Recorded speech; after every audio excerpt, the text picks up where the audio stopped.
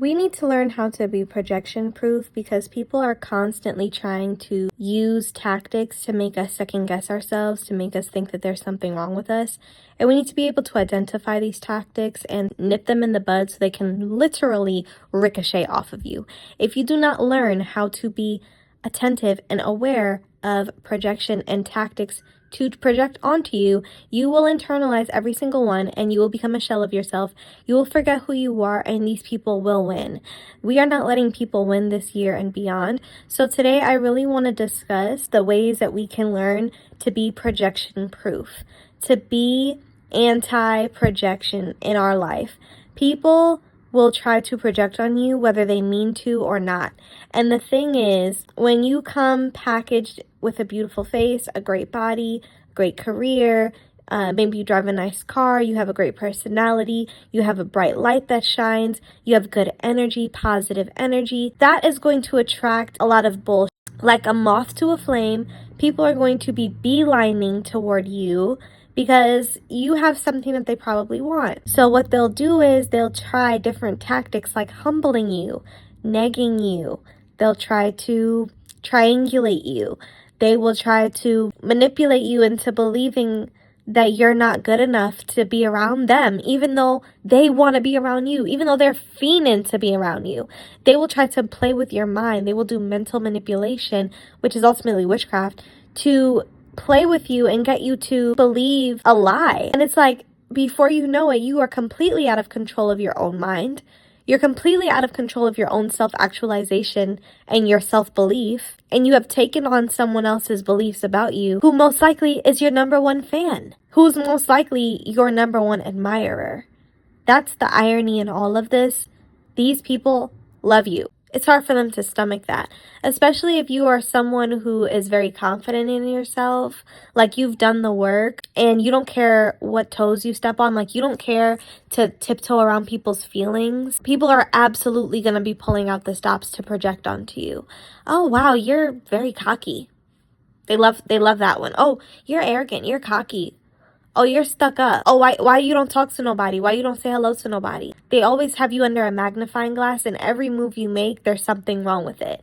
If you're not serving them, you're immediately cocky, you're selfish, you're self-absorbed. Wow. So because I am practicing self-preservation, because I'm not letting demons enter my life and try to trick me out of my spot and make me forget who I am and what I bring to the table, I'm selfish and self-absorbed. I think I'm all that because I stay silent. I like to move in silence and mind my business.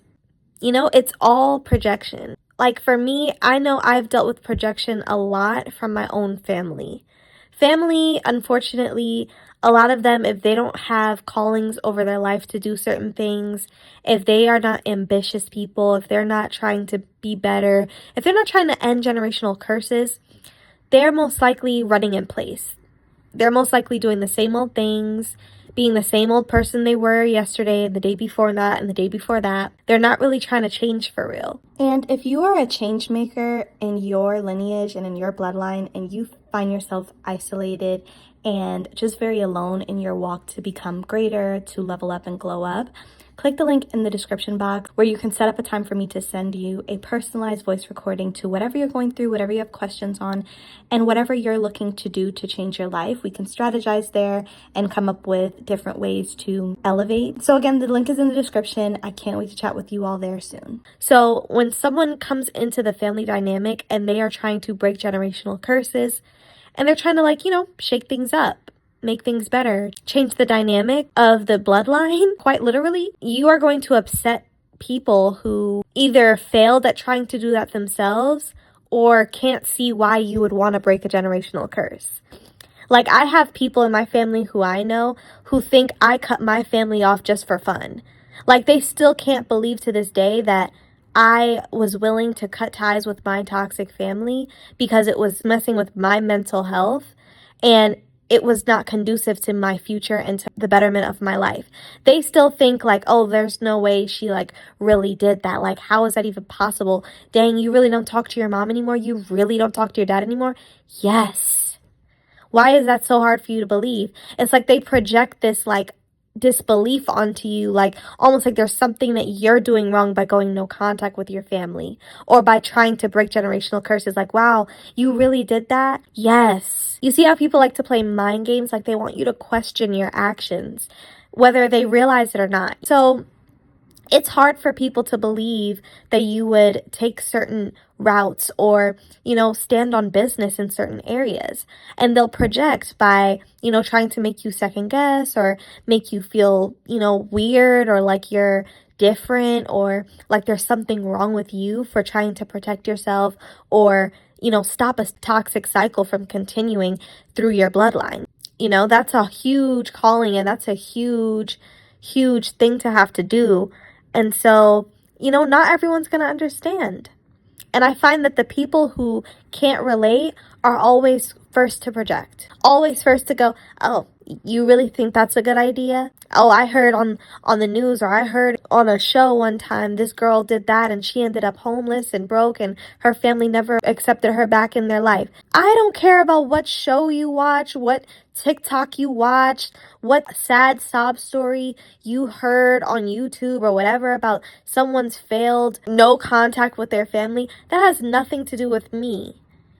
But again, because people just can't fathom having the guts and the balls to do it themselves, they want to project onto you. Here's another form of projection that I notice in the workplace. Your boss can be jealous and envious of you. It's crazy because your leadership, who is supposed to be guiding you and giving you direction, can absolutely be in the business of sabotaging your progression. And so they will try to project their own lack onto you when they notice that you have leadership qualities. Maybe you're not a manager, but you have leadership abilities. Maybe you are a team player, so you include people in things and you're a great communicator. You bring high energy to the team. You take lots of notes and you take initiative and you don't have to be told what to do. Like you're a self-starter, you are a team player, you also have lots of leadership skills and abilities. You're going to threaten whoever your leader is. And they're not going to look at it and say, oh, wow, she has great qualities. Let me nurture this and maybe she can continue to grow, in the company alongside me. No, they say, no, let me go ahead and snip that at the bud. So what they do is they'll start to project and make you feel like, you're overstepping your boundaries or, oh, I never asked you to do that. You didn't have to do that. Like they'll make you feel funny for naturally just taking initiative, naturally just being a self-starter, all the things they claim they want, right? They will subconsciously and quietly try to make you feel bad for your great qualities. Because why? They don't want their job taken. They don't want their job taken. Who else projects? Men. Toxic men love projecting. They love projecting. They love making their insecurities your insecurities. They like to control what you wear. That's projection. Because they feel afraid about another man coming in and swooping in and taking you because of how good you look. They'll use different excuses when in reality, they're just coming from a place of fear and doubt in themselves. But a lot of times they'll come at it like, oh, you need to change, you look fat in that, or oh, you need to change, your ass don't look good in that, or oh, you know what I'm saying, who you trying to impress? And it suppresses who you are. Before you know it, you are no longer this girl that likes to get dressed up, and you know what I mean? You're now trying to appease this person who is fearful of losing you, and instead of dealing with that himself, he is projecting his fears onto you, which then makes you afraid of being yourself.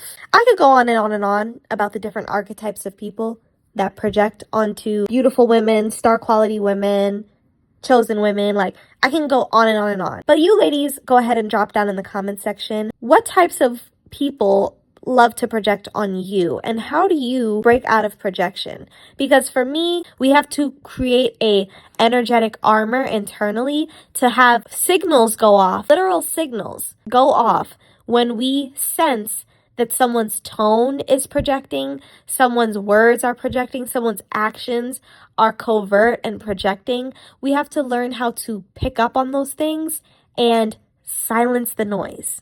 So ladies, drop down in the comment section. Let me know your thoughts down below. I'll also be leaving my email in the description box. Have a lovely day, ladies.